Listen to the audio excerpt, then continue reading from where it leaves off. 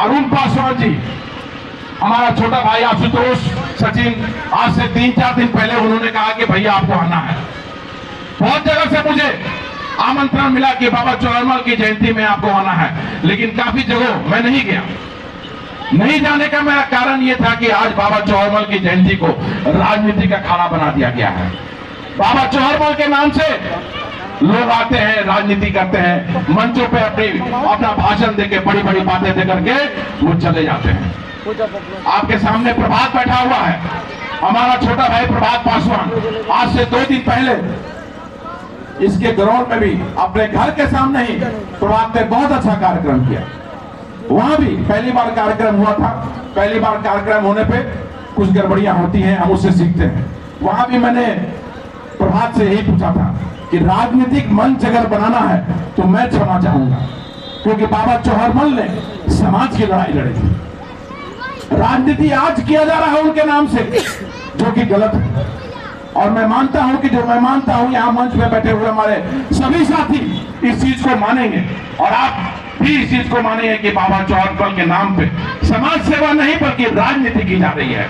तो इसे बंद होना चाहिए। और ये बंद सिर्फ आदित्य पासवान के कहने से बंद नहीं होगा। ये बंद तभी होगा जब मंच पर बैठे हमारे सभी लोग हमारी बात से सहमत होंगे और समाज में आपको और आप सभी लोग आगे बढ़ करके इस बात का संदेश फैलाते रहेंगे कि नहीं, हमें समाज सेवा करना है, समाज के लिए लड़ाई लड़ना है। बाबा चौहरमल को राजनीति के लिए राजनीतिक हथियार नहीं बनाना है।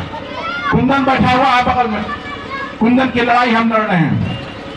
मुझे जाना था डीएम के यहाँ मिलने, लेकिन वैशाली महोत्सव के कारण मैं जा नहीं पाया, क्योंकि डीएम अवेलेबल नहीं थी। शायद कल या सोमवार को कुंदन को मैं लेकर डिस्ट्रिक्ट मजिस्ट्रेट के यहाँ जाऊंगा। और आपके जिले के एक और व्यक्ति हैं सुनील पासवान जी, आज शायद वो नहीं आए। मैंने कहा था कि आप भी चलिए, आज उनका भी इसी तरह से पीडीएस लाइसेंस कैंसिल कर दिया है बिना किसी कारण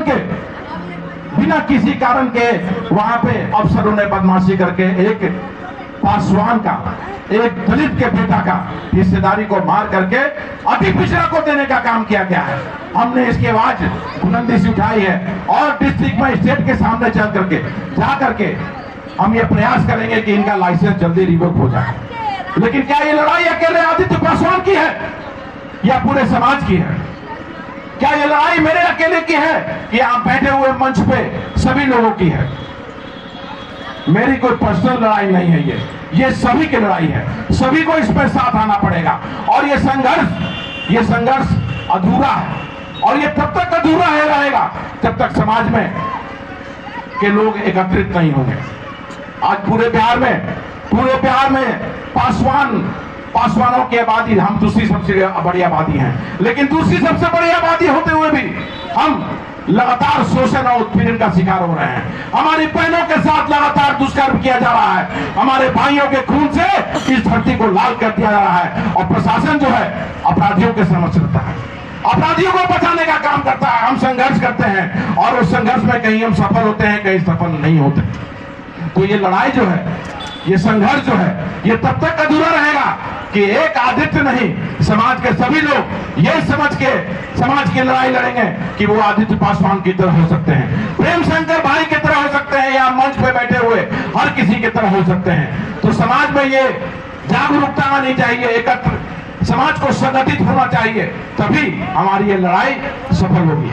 बिहार की दूसरी बड़ी सबसे आबादी जो है वो पासवानों की है और हम मार्शल कौम है, लड़ाई हमारे खून में है और हमने हमेशा सामंतवाद और गलत के खिलाफ अपनी आवाज को बुलंद किया है।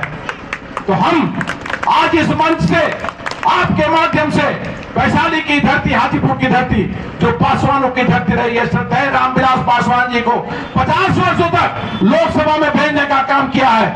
आज हम यहां से इस मंच से मांग करते हैं कि भारत की सेना, जहां पे जाट रेजिमेंट है, जहां पे सिख रेजिमेंट है, यहां तक कि महार रेजिमेंट है, बिहार के दूसरी सबसे बड़ी आबादी जो मार्शल कौम है, उसके नाम से पासवान रेजिमेंट का गठन अभी तक क्यों नहीं हुआ? मैं आपके माध्यम से, इस मंच के माध्यम से ये मांग करता हूं कि केंद्र सरकार पासवान रेजिमेंट का गठन करे, तभी बिहार के पासवानों को सही बाबा चौहान को सही सदा अपनी बातों को विराम लगाता हूं और अंत में ये कहना चाहता हूं कि 14 अप्रैल का दिन आ रहा है, बहुत ही सत्य भारत रत्न बाबा साहब भीमराव अम्बेडकर की जयंती 14 अप्रैल को है। मैं आप सभी को कहना चाहता हूं कि आप सभी अपने घरों के बाहर उस दिन दिया जलाइए, क्योंकि वही दिन 14 अप्रैल का दिन है जो आपके लिए होली, दशहरा, दिवाली सबसे बढ़ के है। क्योंकि आज अगर बाबा साहब भीमराव अम्बेडकर का संविधान नहीं होता तो आदित्य पासवान और मेरे तरह लोग इस मंच पे खड़ा होकर के इस तरह से अपनी बात को नहीं रख रहे होते। इसलिए 14 अप्रैल को सभी लोग पूरे ग्राम में अपने दीप प्रज्वलित कीजिए और मैसेज दीजिए उस विचारधारा के लोगों को जो बाबा साहब को की विचारधारा को आज नहीं मानते हैं और बहुजनों को पूरे देश में शोषित करने का काम कर रहे हैं। ये मैसेज जाना चाहिए कि हम किसी से कमजोर नहीं हैं। इन्हीं चंद बातों के साथ मैं आपको सभी को प्रणाम करता हूं, मंच पे बैठे सभी लोगों का धन्यवाद देता हूं कि उन्होंने मेरी बात को सुना। आप अपना प्रेम और आशीर्वाद बनाए रखिए। बहुत धन्यवाद।